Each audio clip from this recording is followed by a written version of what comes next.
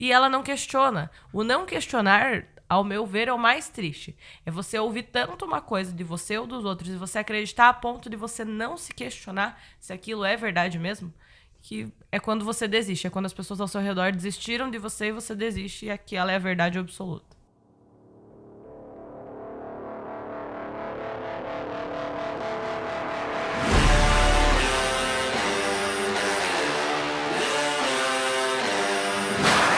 E aí, desbloqueados, tudo bem com vocês? Segunda-feira, estamos começando mais um podcast Vida Sem Bloqueios. A sua dose da semana de inteligência emocional. E hoje a gente vai te contar um segredo para utilizar o máximo do seu potencial e ainda mais, talvez não só utilizar, mas aprender a acessar esse potencial infinito que já mora dentro de você. Meu nome é Wagner Westphal. Eu sou a Cleoman. E antes da gente contar o segredo, vamos dar algumas dicas pro ouvinte perceber o quanto ele já usa esse segredo, talvez da forma errada.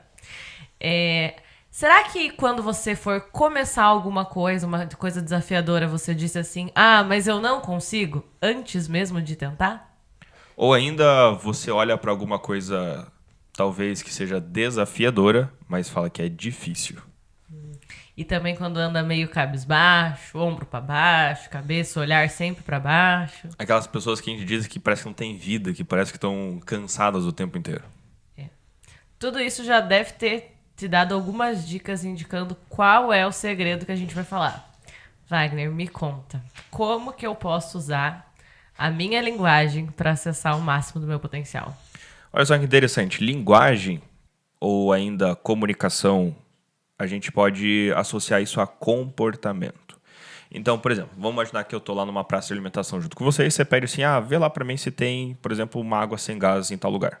E eu vou longe de você e de longe eu faço um não com a mão. Ou seja, eu me comportei de alguma forma, mas esse comportamento, ele comunica de alguma maneira. Então, linguagem, comunicação, ela tem duas grandes etapas. Tem a parte verbal e tem a parte corporal. Ambas são influenciadas pelas suas emoções, mas também tem uma grande capacidade de influenciar as emoções. Então é uma mão de via dupla. Muitas vezes, claro que quando uma pessoa fica desanimada, ela tem a tendência de ficar com ombros para baixo, quando tem a tendência de começar a falar negativamente, mas também se ela ficar nessa comunicação, ela acaba mantendo o desânimo também. Então é o que eu sempre falo, que o seu estado emocional, ou seja, a sua linguagem, tanto o que você fala como você se comporta, pode influenciar mais o seu resultado do que o resultado influenciar essas coisas. Então, linguagem é extremamente importante você aprender a utilizar de uma maneira positiva para acessar o teu potencial. Mas agora o ouvinte deve estar pensando assim, isso eu já sabia, essa história de linguagem aí é clichê. O problema, eu acho, maior é que a gente não percebe, as pessoas não param para observar durante o dia a quantidade de coisas que elas fazem e que essa linguagem está sendo usada de uma forma negativa.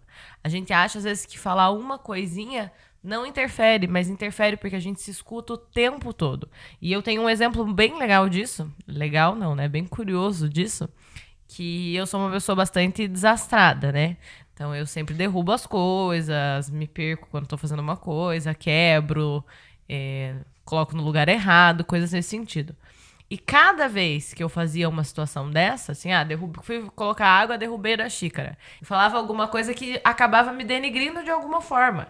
Só que não dá nada, eu falava, que burra. Ou até condenando, né? Isso, e o tempo todo. E eu achava que não era nada demais, só que eu faço isso com tanta frequência e quanto mais eu faço, mais coisas erradas eu fazia. E aí já vem um link de uma outra situação, que às vezes, por exemplo, eu comecei o exemplo dizendo, eu sou uma pessoa muito desastrada, e isso é algo que eu digo pra mim o tempo todo, mas eu digo isso porque desde a minha infância eu ouvia meus pais e minhas tias me dizendo o tempo todo, não leva esse copo no quarto porque você é desastrada, não deixa a Cleo servir porque ela é desastrada, tira da mão dela porque ela é desastrada. Então eu sempre ouvi isso, então eu assumi que eu sou uma pessoa desastrada, e cada vez que eu tenho atitudes que de fato comprovem que eu tô sendo desastrada, eu acabo me condenando de alguma forma. E isso me influencia o tempo todo, mesmo quando eu não percebo. Esse negócio que você falou da tua história, a gente consegue fazer várias engenharias reversas bem interessantes. Primeira engenharia reversa que a gente pode fazer, a lei da repetição. A lei da repetição ela é uma lei universal que diz que você vai se tornar boa ou vai acreditar em tudo que você repete.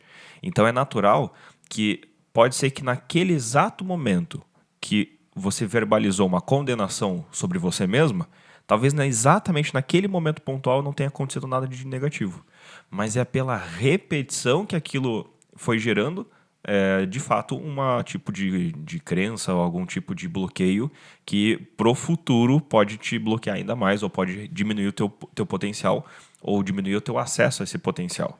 Outra coisa bem interessante é a questão da onde que vem essa linguagem. A linguagem, muitas vezes, ela está representando o protocolo que está instalado. Então, muitas vezes, as pessoas têm crenças e essas crenças, principalmente que são limitantes, elas são verbalizadas nessas frases, elas são expostas nessas frases. Então, uma coisa que fica nítida é o jeito que a pessoa aborda aquilo, né? Porque ela poderia falar assim, nossa, que difícil isso, ou ela poderia falar que, nossa, que desafiador isso. Então, o jeito que ela vai se comunicando também dá uma boa pista para o que está realmente acontecendo internamente, qual que é a percepção que ela está tendo sobre a realidade. Por isso que muitas vezes tem gente que até conflita ou até não concorda com a mesma opinião porque tem percepções diferentes sobre a mesma coisa. E a verbalização, a comunicação pode mudar completamente a percepção da realidade nesse sentido. Porque às vezes o que você pode dizer que é desastrada, eu posso dizer assim, só tomar mais cuidado, e você, não, mas é porque eu sou assim e o tempo inteiro.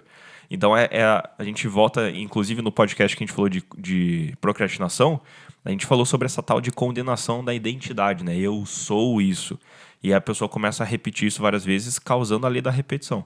Então, essa questão da lei da repetição vai fazer com que você acredite nisso pela repetição, de fato. Sim, era bem nesse ponto que eu ia entrar. Porque quando a gente tem um pensamento e ele não é verbalizado, né? Então passa muito rápido, você acaba não dizendo isso em voz alta, ele já tem um efeito. Mas quando você pensa, fala isso em voz alta e você se escuta falando, é de fato a hora que você vai acreditar naquilo, como se fosse uma única verdade. E me corrija se eu estiver errada, mas o cérebro não diferencia, né? O que é verdade, o que é pensamento, o que é realidade.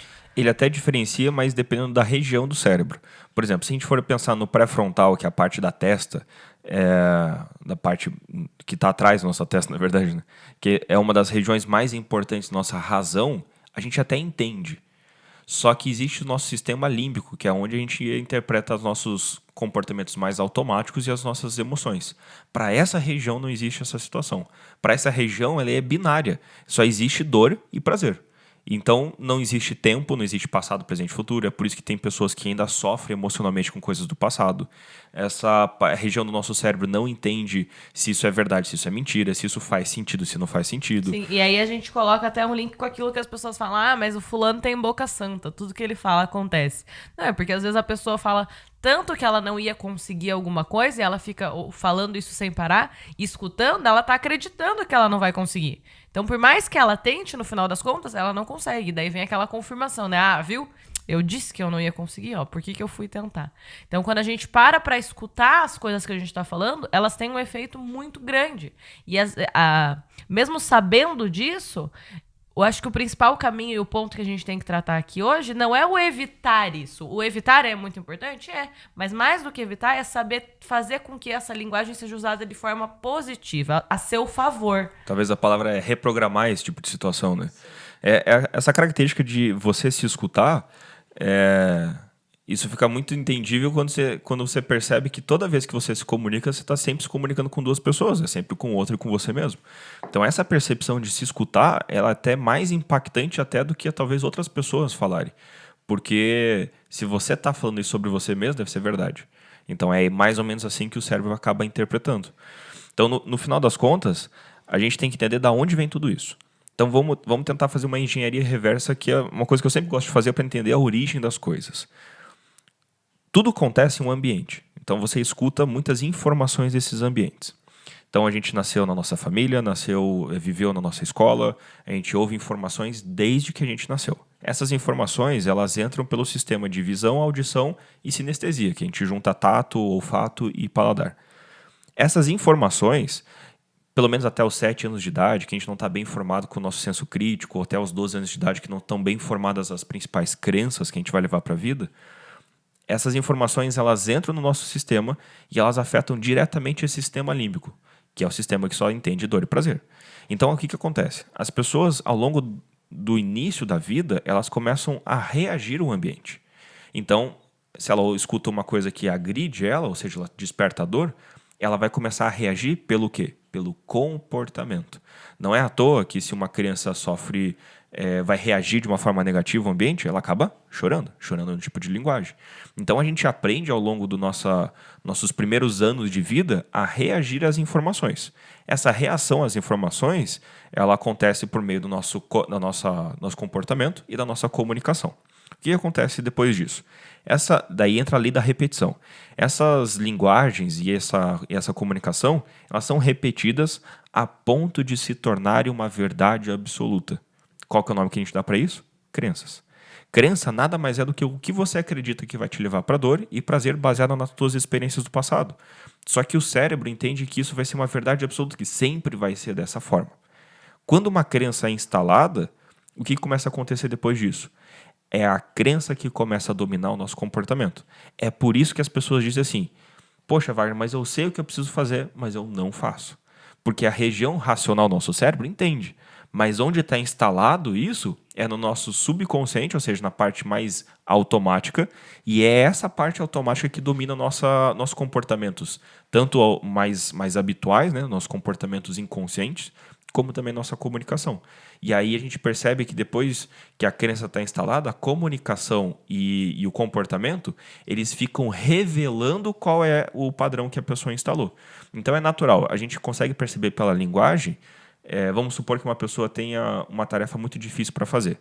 Se ela fica meio com o ombro para baixo, se ela fica com uma linguagem corporal mais negativa, parece que ela tem menos energia, a gente começa a perceber que ela deve ter alguma crença negativa em relação ou à capacidade dela ou sobre o que ela está querendo fazer naquele momento. Ou ainda, se a pessoa verbaliza isso, a gente consegue também ter um bom indício. Se a pessoa fala que eu não sou boa em falar em público, também a gente consegue perceber que talvez exista uma crença negativa por trás dessa comunicação. A comunicação, ela consegue revelar muitas vezes qual é o padrão inconsciente que ela instalou sobre aquela situação. Sim, e quando a pessoa consegue fazer essa percepção sozinha, ela mesma vai poder reprogramar, mesmo existindo essa crença, ela consegue ter o domínio da situação para ir no caminho de mudar isso, né? Antes da gente entrar nesse assunto da reprogramação, eu preciso, né, até por trabalhar com educação, eu preciso entrar no que você falou tudo que a criança ouve desde que nasceu até antes, né, na barriga e depois até os 7 anos de idade. É muito forte entre pais e principalmente professores, que é com quem eu trabalho diretamente, algumas coisas que a gente fala simples e que podem deixar marcas muito fortes. E o que eu percebo cada vez mais, principalmente em relação aos pais, é que às vezes eles não estão percebendo a ausência da marca. Porque até a ausência de linguagem é uma linguagem. Então, por exemplo, se você ama muito seu filho, se você não verbaliza isso com certa frequência, a ausência disso também está deixando uma marca muito importante. Também está estabelecendo crenças muito importantes.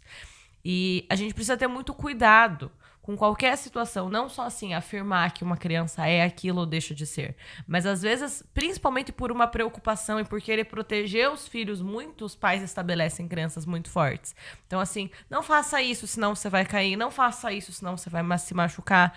Daí a criança às vezes começa a chorar, para de manhã que você só chora.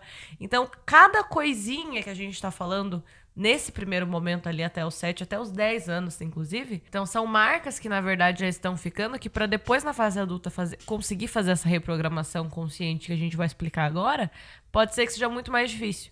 E uma coisa que me chamou muito a atenção, que quando a gente estuda a educação, sempre fala muito da afetividade, que o professor afetivo deixa marcas positivas nos seus alunos. E todo professor tem aquele aluno ou aqueles alunos que são mais agitados, que têm mais dificuldade, que é um aluno que você acaba com frequência chamando muito mais a atenção dele do que dando reforço positivo. É natural. Às vezes, quando uma criança é muito agitada, você tem que chamar a atenção dela o tempo todo. Mas o problema é no como você faz isso.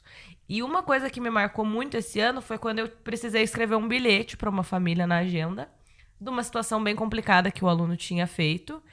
E eu relatei a situação e pedi um auxílio de alguma forma, porque a família tinha que estar ciente naquele momento. Na resposta da mãe, ela me agradeceu porque ela falou assim, que o aluno, no caso, tem 9 anos. Ela falou, até esse ano, nunca ninguém tinha elogiado meu filho na escola. E eu nem percebi que no meio do bilhete, onde eu relatei a situação negativa que ele tinha feito, eu coloquei um elogio. Então, olha um detalhe tão simples, que a mãe, no caso, em casa, conseguiu fazer um trabalho maravilhoso com ele por valorizar o elogio que eu estava fazendo e não a situação ruim que ele tinha causado naquele dia. Então, pensa para uma criança, 9 anos. Quantas escolas, quantos professores já passaram por ali e ela nunca recebeu um elogio? Então a gente tem que tomar um cuidado muito grande, porque por mais que uma criança ou um adulto, às vezes no seu trabalho, seu funcionário, qualquer pessoa que você precise colocar uma crítica ou apontar um erro, porque é natural, isso acontece o tempo todo no nosso dia a dia, em ambiente de trabalho, a gente sempre tem que apontar para as pessoas ou mostrar algo que talvez a gente não concorde. Mas se você consegue fazer isso partindo de um reforço positivo, o resultado é muito melhor. E não é só o resultado naquela pessoa, é o resultado da relação entre vocês e do que isso vai gerar depois. Só que a gente faz as coisas tanto no automático, e principalmente uma coisa que me incomoda muito na internet é as pessoas acharem que porque as pessoas colocam o conteúdo na internet o tempo todo, as pessoas se acham no direito de comentar qualquer coisa sobre aquilo. Então, internet não estabelecer uma relação em que não existe filtro. As pessoas podem comentar livre e abertamente sobre o que elas quiserem o tempo todo. E agora as pessoas estão começando a fazer isso na relação pessoal também. Elas se degrinem e se xingam e tiram sarro e tudo ficou muito banalizado. E aqui a gente tem que deixar muito claro as marcas que isso está deixando para as pessoas. As coisas que ela passa a acreditar como se fosse verdade para ela mesma e ela não questiona. O não questionar, ao meu ver, é o mais triste. É você ouvir tanto uma coisa de você ou dos outros e você acreditar a ponto de você não se questionar se aquilo é verdade mesmo, que é quando você desiste. É quando as pessoas ao seu redor desistiram de você e você desiste e aquela é a verdade absoluta.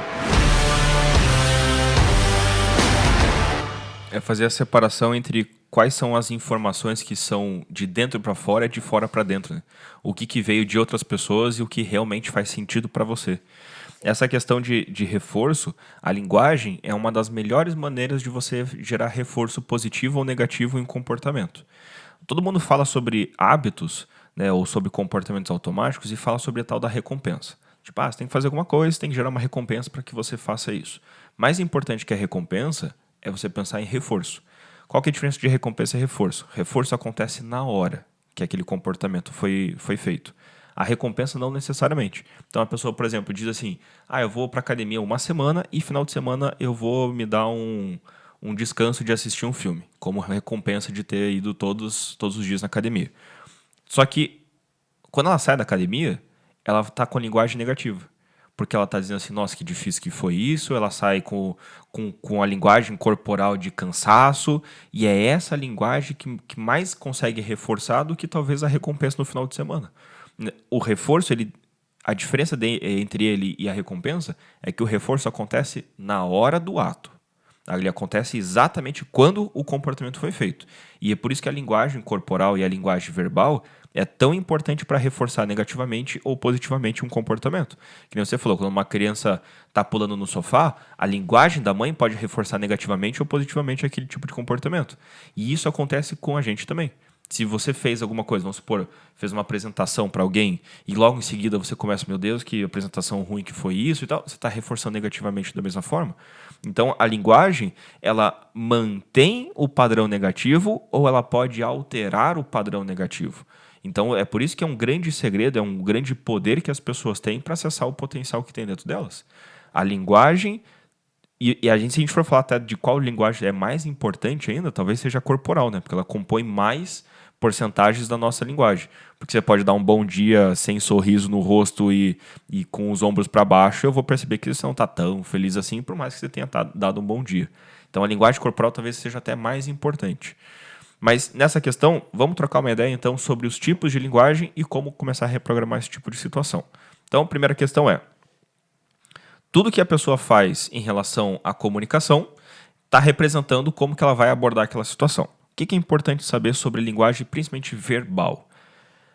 A gente falou no podcast de procrastinação que as pessoas reagem aos fatos de acordo com o significado que ela deu para os fatos. Então, olha só que interessante. Como que eu dou o significado para as coisas? Pela linguagem. Então, se eu tenho uma tarefa e eu digo que ela é difícil, que ela é demorada, o que significa isso? Significa que eu estou usando palavras para aplicar significados àquilo que eu estou querendo fazer. Então, toda palavra que a gente fala, ela vai disparar um tipo de significado diferente no nosso cérebro. Então, quando eu digo, por exemplo, assim, eu fiz alguma coisa errada, e aí fiz alguma coisa errada para um amigo meu, e eu falo assim, nossa, ele vai me matar quando ele souber. A palavra em si, eu sei que ela não é literal, mas ela dispara um tipo de sensação diferente do que se eu falar assim, poxa, acho que eu fiz algo que não deveria e eu preciso me retratar com o meu amigo. É completamente diferente a abordagem da situação. Quando eu digo que aquilo, meu Deus, é muito complicado, eu não resolvo, já tentei tudo que eu podia, talvez a pessoa acesse um tipo de situação emocional muito mais negativo do que se ela dizer assim, poxa, eu não estou conseguindo até agora, o que talvez falte para eu aprender, para conseguir fazer o que eu quero fazer? Então a linguagem, ela imprime no que você quer fazer o significado, e isso vai determinar a tua reação em relação àquele tipo de situação. E a linguagem corporal, ela influencia a química corporal. O que são emoções? Emoção nada mais é do que uma reação química. Então, uma pessoa que fica tensa, ou seja, a musculatura travada, ela naturalmente ela vai ter mais cortisol no corpo e isso vai disparar mais sensação de estresse. Uma pessoa que está mais leve, uma pessoa que sorri, uma pessoa que anda animada, normalmente ela vai ter hormônios como ocitocina, como serotonina, como dopamina, como endorfina, e vai fazer com que ela tenha estados emocionais mais positivos. É por isso que eu falo que a linguagem corporal ela tem mais capacidade de influenciar os teus resultados, porque ela vai determinar o teu estado emocional para entrar em ação, do que o resultado em si determina as suas emoções. Beleza, eu queria fazer alguma coisa, queria vender um produto, fui lá e o cara disse não. Beleza, pode ser que gere um desânimo logo em seguida. Mas eu entrar na venda desanimado tem mais capacidade de influenciar a venda do que, de fato, a venda influenciar minhas emoções. Então, o primeiro passo para reprogramar essa situação é entender que a linguagem verbal é o que imprime significado e a linguagem corporal é o que ajuda a pessoa a entrar num estado emocional positivo ou negativo. E uma coisa que é bem bacana disso que você está falando da linguagem corporal, se a gente for parar para pensar, é como as pessoas comemoram. Então, por exemplo, o teu time faz um gol, você termina uma corrida, qualquer situação que seja em comemoração, todo mundo comemora da mesma forma, que é erguendo os braços, dando um grito. Mas essa situação de erguer os braços, ela acontece em qualquer situação. Inclusive, tem um estudo que fizeram e até os cegos, pessoas que nunca viram outras pessoas comemorando, comemoram da mesma forma, que é erguendo os braços. Então, isso já quer dizer muito do quanto o corpo se manifesta e o quanto o corpo demonstra esse entusiasmo. Então, a gente precisa, no nosso dia a dia, reprogramar para ter situações como essa. É óbvio que você não vai andar na rua com os braços erguidos, mas se você tem alguma coisa importante para fazer naquele dia, então você tem uma reunião importante ou tem que tomar uma decisão difícil e você mudar o seu estado emocional antes, você vai conseguir ter mais entusiasmo para aquela atividade, para aquela tarefa. Então, é pensado, não é natural para as pessoas. Vou fazer uma ligação de vendas, antes vou ficar pulando aqui, comemorando. Não é, a pessoa precisa parar, pensar para ter uma situação como essa. E isso que a gente quer ensinar com esse podcast de hoje, que as pessoas comecem a perceber a importância da sua linguagem e comecem a usar ela ao seu favor. Então, o que a gente pode fazer, tanto na linguagem corporal quanto na linguagem verbal, para mudar o nosso dia e ter resultados mais positivos? Então, olha só, na linguagem verbal, a gente pode até utilizar um conhecimento chamado linha de Losada, que diz que para que uma pessoa faça o que você determina, ou você passar um feedback mais positivo, ou até para que uma pessoa goste mais de você, a proporção ideal seria dar 3 elogios para uma pessoa versus uma crítica ou uma crítica construtiva. Então existe a linha de Losada que diz que, pelo menos para você falar alguma coisa negativa de uma pessoa, pelo menos elogie uma média de 3 vezes. Óbvio que não dá para ser isso forçado. Oi, tudo bem? Você é lindo, você é legal, você é divertido. E aí depois vem a crítica. Tem que ser uma coisa realmente intencional, tem que ser uma coisa genuína, uma coisa que verdadeiramente a pessoa quer oferecer esse tipo de coisa. E aqui, quando você fala isso da relação do outro, isso... eu vou bater muito nessa tecla, porque é uma coisa que me incomoda, tá? Mas isso é muito verdade para si próprio. Então você tem que... Se você vai se criticar porque você fez uma coisa ruim, então, você terminou um projeto e esse projeto não ficou como você gostaria, ficou mal feito, antes de você falar todos os erros, ache 3 coisas boas nesse projeto. Você precisa encontrar isso em você mesmo, você precisa se elogiar. E é muito legal que quando a gente vai conversar, né, nos treinamentos com algumas pessoas, a gente fala assim, me fala 5 coisas boas sobre você. A pessoa não consegue sair da segunda, muitas vezes. E ela fica em dúvida para dizer a primeira, para dizer a segunda, hesita como se fosse difícil. Então esse eu acho que é um ótimo exercício para quem tá ouvindo começar a fazer. Acorda de manhã, tira um horário no seu dia e tenta falar 5 coisas boas em você todos os dias. Reconhecer quais são suas características. Porque isso vai fazer você se amar mais. E com esse amor próprio, você vai ter uma linguagem diferente e você vai ter resultados diferentes. Então, esse é o primeiro passo para reprogramar a linguagem verbal. Trabalhar muito mais com a questão de reconhecimento de coisas boas, primeiro, do que entrar primeiro nas críticas. Porque é natural, a gente vai ter uma tendência de pensar nas coisas negativas porque elas afetam mais em relação à dor. Né? Mas, de qualquer forma, a lei da repetição sempre está fazendo o papel dela. Então, a questão da linguagem... Tem até gente que fala assim, poxa, então eu vou fazer um diário de gratidão. Diário de gratidão é excelente, inclusive na época que eu tinha crise de ansiedade, crise de pânico, foi uma das melhores ferramentas para me tirar desse estado emocional. Mas além do diário de gratidão, existe uma outra ferramenta que é chamada de diário de conquistas. Então a pessoa escrever as conquistas que ela teve. Porque a conquista é uma forma também de se elogiar, é de mostrar os pontos positivos que ela tem.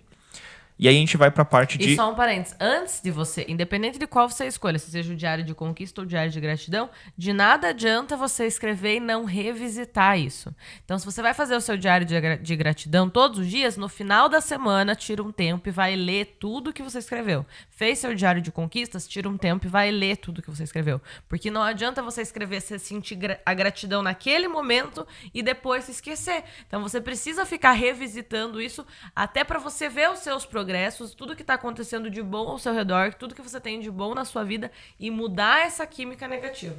O legal disso daí é que a pessoa, além de utilizar isso para reler, ela pode utilizar isso para ela sair de estados negativos. Que, por exemplo, a pessoa pode estar naquele mar de coisas negativas, nada está dando certo. De repente ela pega esse diário de novo e ela consegue ler o que ela já conquistou, de repente ela sai dessa vibe.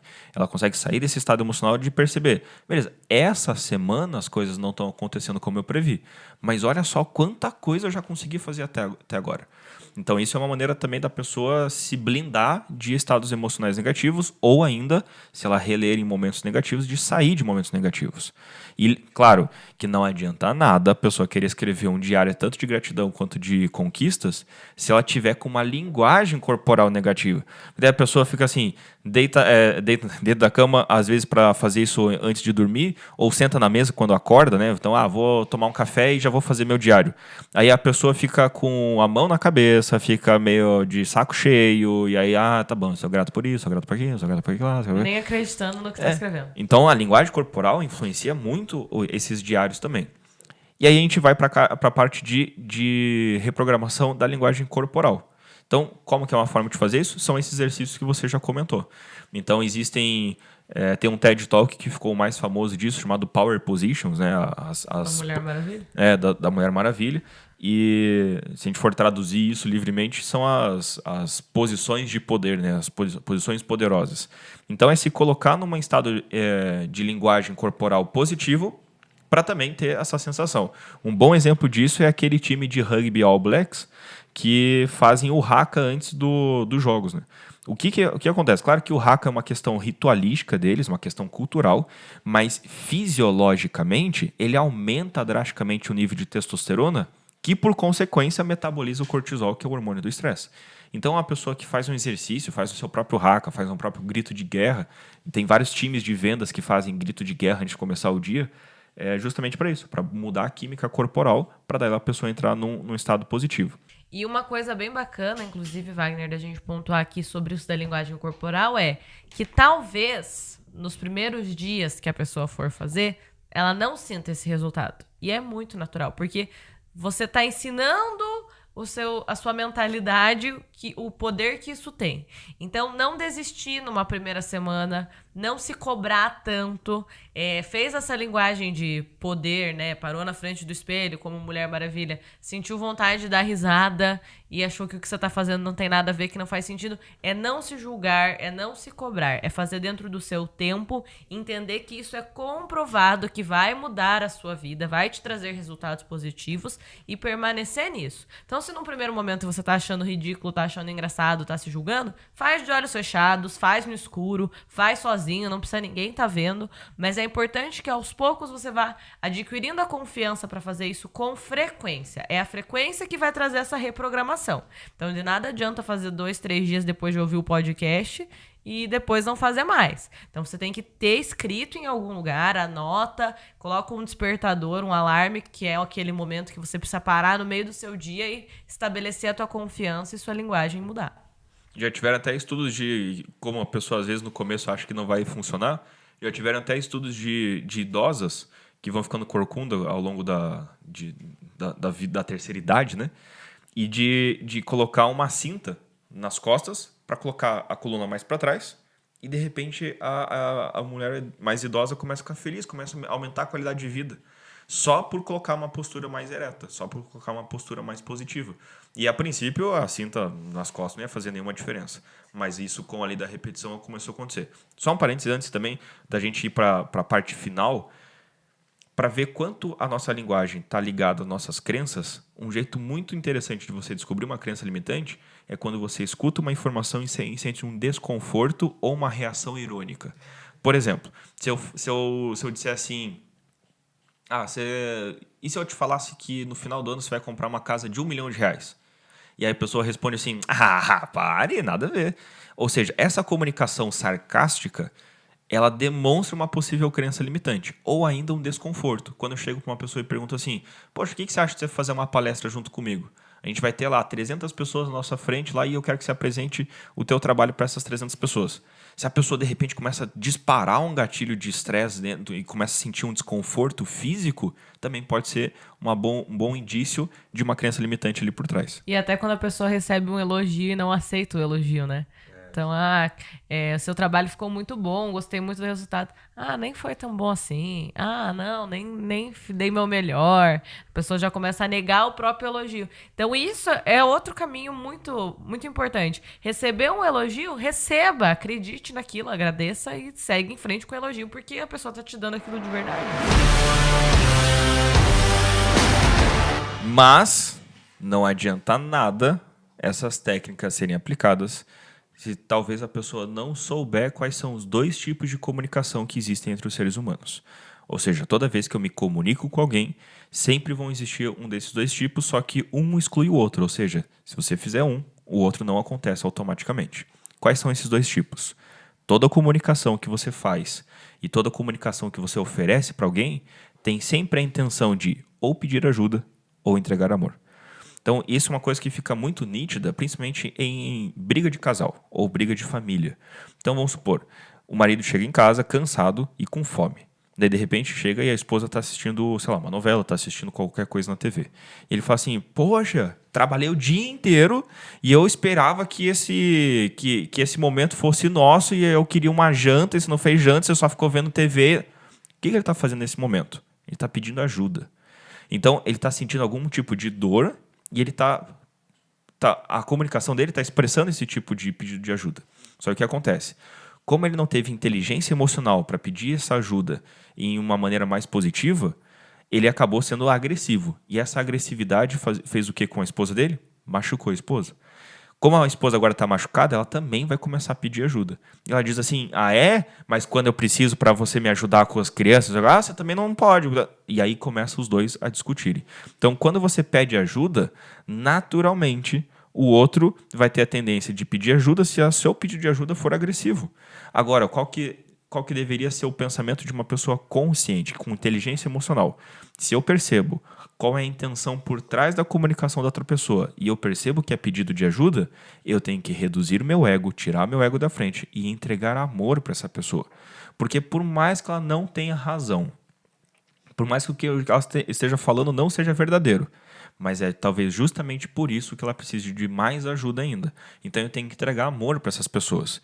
Se você pede ajuda e outra pessoa pede também, quem é que está ajudando quem? E as duas pessoas vão entrar naturalmente em conflito. Então entregue sempre amor para as pessoas e perceba que sempre está por trás da comunicação. Nem sempre uma raiva é raiva, às vezes é dor. Então, por trás de toda comunicação existem essas duas intenções. E, naturalmente, se você entrega amor, você não pede ajuda. Se você pede ajuda, você não entrega amor. E um gancho até com isso, Wagner, que acho que as pessoas que estão ouvindo têm que gravar isso muito forte. Essas duas frases que você disse, de pedir ajuda e entregar amor. E uma coisa que ela tem que ter muito clara é que isso é exatamente o que você falou, quando uma pessoa está pedindo ajuda, a outra não pede mais ajuda. Quando você entende isso, você consegue abrir mão do teu sentimento. Não é deixar de sentir, é olhar aquilo que a pessoa tá te dizendo de alguma forma com a verdadeira intenção. Então ela não tá te agredindo, ela não tá te criticando, ela não tá te culpando. Ela tá precisando de alguma coisa. Qual que é a melhor maneira de encerrar isso? É dar o que ela precisa naquele momento. Ah, não é levantar correndo e fazer a janta. Não. É levantar e dizer, nossa, então vamos fazer a janta junto? Ou quer ir lá e tomando banho enquanto eu vou preparando? Vai lá, dá um abraço, recebe a pessoa que acabou de chegar. Não é ceder. É você conseguir entender qual é a intenção por trás e a melhor forma de sair daquilo. E de tudo isso que a gente conversou hoje sobre linguagem, o que é mais significativo para mim é exatamente isso, a entrega do amor. Quando a gente descobre que a resposta para qualquer situação é sempre amor, o ganho que você tem é enorme. Porque você entende que entre as relações, seja família, trabalho e com crianças principalmente, se você parte dessa premissa de entregar amor, o seu relacionamento, o que você tá dando e o que você recebe em troca, principalmente, o que você recebe em troca é algo grandioso. Mas você não tem que fazer na intenção de receber. Não é tipo, vou entregar amor pra essa pessoa porque eu vou receber mais amor ainda. Não, é porque na entrega de amor você já recebe porque o sentimento que isso te gera, o que isso te proporciona. E o que eu acho mais valioso de tudo isso é justamente com as crianças. Porque quando uma criança está em desenvolvimento, ela ainda está formando. Ela é um ser em formação. E a gente percebe muito claro como que o adulto interfere nisso. Então, interfere pela linguagem, interfere pelo exemplo, principalmente pelo exemplo. Se você começa a observar as crianças e o movimento que acontece com ela quando você entrega amor, porque o adulto ele já tem muitas barreiras, muita crença em volta. Então, às vezes você entrega amor e não é de primeira que você vai ver um resultado numa relação progredindo. É um processo. Com a criança é quase que imediato. Você muda o comportamento, ela muda, se ela estava desobedecendo, ela passa a obedecer, muda tudo que está acontecendo em volta dela. Então, isso da linguagem verbal, principalmente, né?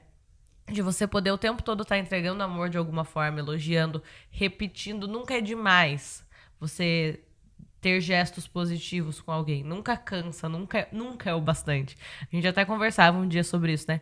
Quando você acha que você tá dando amor pra alguém, você dá mais, porque nunca é o bastante. Não é uma coisa que cansa. E aqui a gente não tá falando de mimimi, de você ficar repetindo a mesma coisa, não. É você olhar pra aquela pessoa e sentir algo tão forte que o sentimento te faz bem.